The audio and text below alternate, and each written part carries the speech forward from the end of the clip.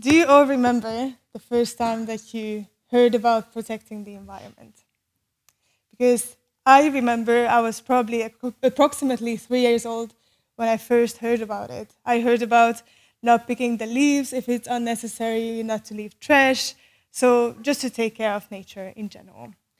When I was 13, I heard about global warming for the first time. And that was because I was learning English, and I remember that we had to learn a paragraph about global warming. That was the first time I heard about it. And then I developed more of an interest in it, and I went to university in Sweden, and by the time I was 26, I was really involved. I was president of Students for Sustainable Action. I was very involved as a student. I carried on doing PhD, and as in the introduction we heard, I had the chance to be here in Iceland, and I had the chance to explore the nature, to see the volcano erupting.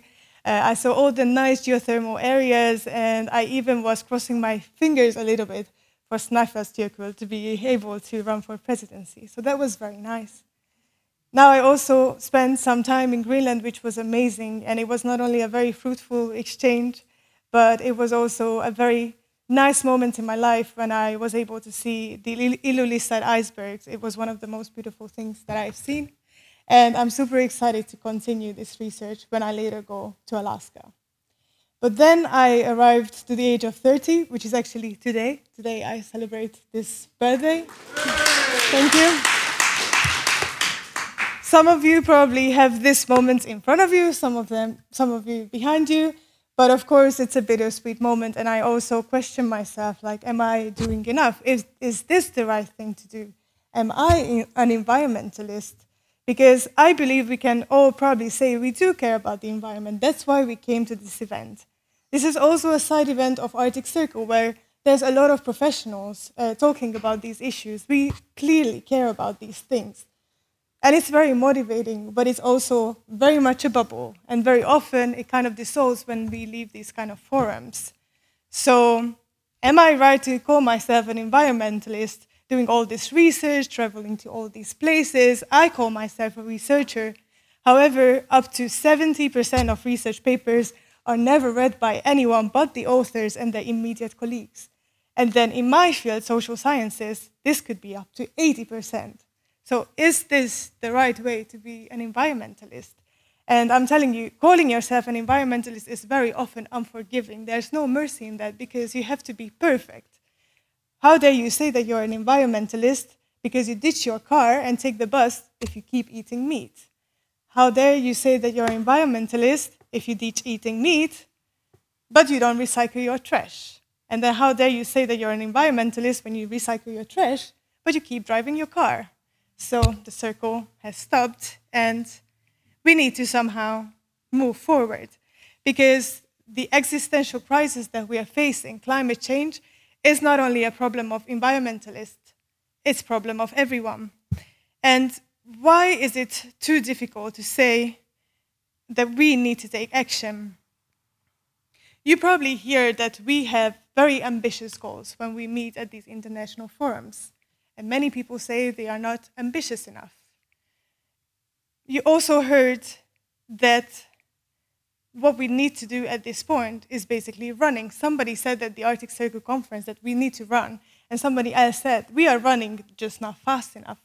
So we need to find ways that we speed up a little bit, and I say we should probably start walking. So how do we make sure that people are more engaged and they are more involved when we have to take climate action, for example? It's really difficult because, according to, I like to call her the mother of sustainability communication, Margaret Robertson, she already said that sustainability threats, for example, climate change, they often happen on a large scale, but also invisibly. They are really difficult to process for a brain that is wired to take immediate action to immediate threats. Unfortunately for us, climate change tends to be very invisible. Even though we see the signs, it's very difficult to imagine it. We often also hear that our house is on fire, but this fire is unfortunately for us very invisible. And by the time we would see it a lot more obviously and see it as a more immediate threat, unfortunately, that might be too late. So we need to make sure that people feel more of an immediate threat, but we also do not want to use threatening communication. Why? Because most of the communication that focuses on climate change these days, they use fear appeals and threatening communication.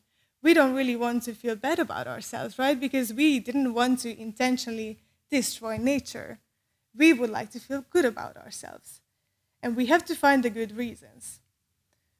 Saving the polar bears, we've seen them on one of the presentations, right? On the icebergs. Unfortunately, it seems like it's not a good enough reason. When we say we want to save the earth for our grandchildren, unfortunately, this seems like this is also not a good enough reason for most people. When we say that we want to save the earth, this is still really not cutting it, unfortunately. Very many people say Earth actually doesn't even need saving because the Earth will carry on. I don't agree with this because I think there's a lot of losses that will come if we think like that.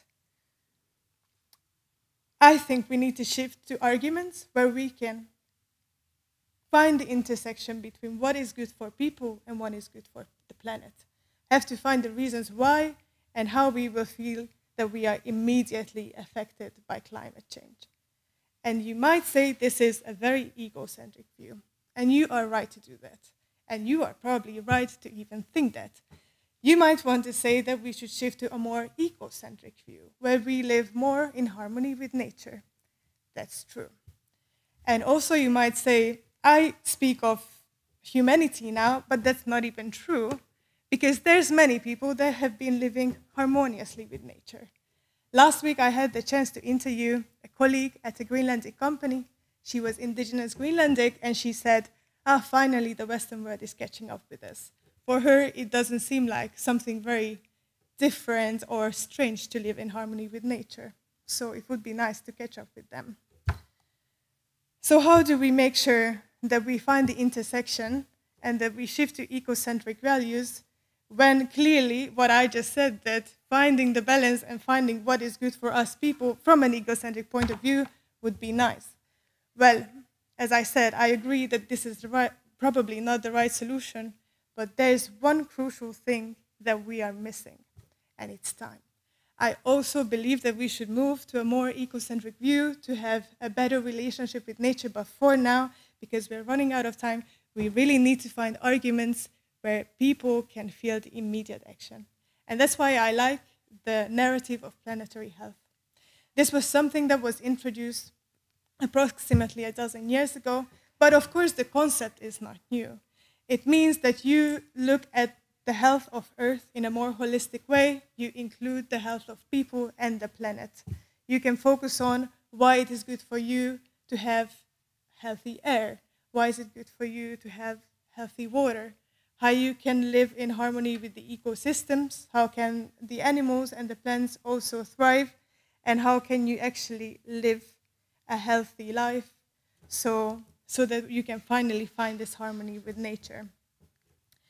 One thing that I really suggest to do, meanwhile we find these kind of right arguments and try to push people to make the right pro-sustainable choices, is to go out to nature. Probably it's not very surprising to you that people that have a better connection to nature, people that hike, people that go to the waters, people that go to the glaciers, that listen to it, will also be more likely to perform pro-environmental behavior, meaning they will be more likely to do these actions. So focus on the gains. Try to formulate your messages, how it is good for people, how they contribute to the health of the planet, keeping in mind that at the end of the day, we should switch to a more biocentric valued world and find this kind of right harmony with nature. So maybe we are not running at this point, or maybe we are running, but too slowly. I suggest to all of you to just be kind and let's start walking. Thank you.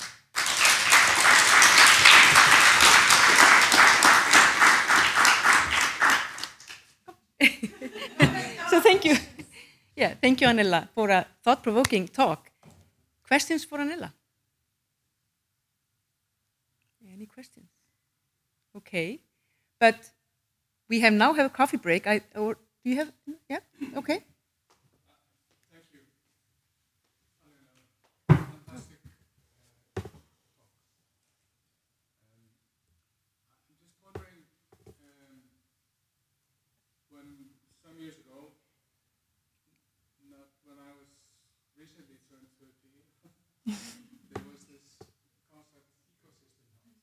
Mm-hmm. Can you maybe explain what is the difference between the concept planetary health and this older concept ecosystem health? I would say in planetary health, there's still a lot more emphasis on human health. So, for example, if you look at what kind of scientific fields are included in planetary health, I think there's still a lot more emphasis on human health, more medicine, more clinical disciplines. I think that's the main difference, the ratio of the topics. Yeah. Is there another question? Okay, Skuli? Yeah. Because I think maybe I was started thinking about, answer the question about COVID. Mm-hmm. Yes. Mm-hmm. So often mentioned that if we have the same will to make a change, we transform things. COVID is a very good example because it was very quick, very strong. Many people were affected by it in a very short amount of time. And I agree with that. That is exactly where threatening communication works really well, because it requires short-term behavior change. But I often bring up the case of smoking, for example. That's long-term behavior change, threats that are in the distant future, that your lungs going to, fall apart. And very often that is not very efficient. It can be efficient, and I'm not saying it's never, but that's exactly the opposite case to, for example, COVID, that required really quick action on a large scale. Great, so thank you, Anilla.